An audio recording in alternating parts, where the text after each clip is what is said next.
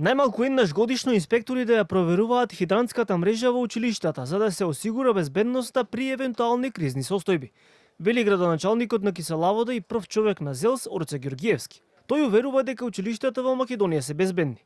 За време на посетата со министерката Јаневска на основното училиште Партенија Зографски, каде се поставуваа фотоволтаици, Ѓорѓиевски кажа дека само дел од училиштата во внатрешноста имаат недостаток од хидранска мрежа. Во наредниот период јас ќе се заложам како претседател на ЗЕЛС и тоа го спомена во јавноста, да облигаторно влезе најмалку еднаш во годината согласно законот да мора да се вршат редовни контроли.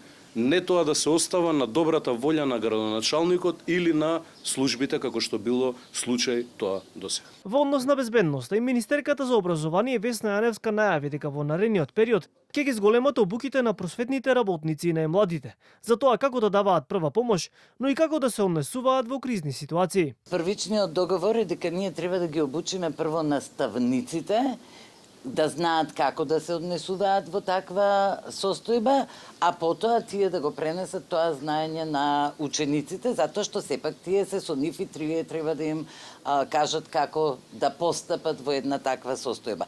Она што е важно е што процесот е отпочнат и ќе продолжи се додека не биде завршен на територијата на целата земја. Кога станува пак збор за безбедноста на стамбените објекти, Ѓорѓиевски кажа дека ќе се даде време, особено во постарите згради, да се санираат проблемите со хидранската мрежа и додаде дека деновиве сите општини во земјава ќе мора да достават записници од извршените проверки во зградите.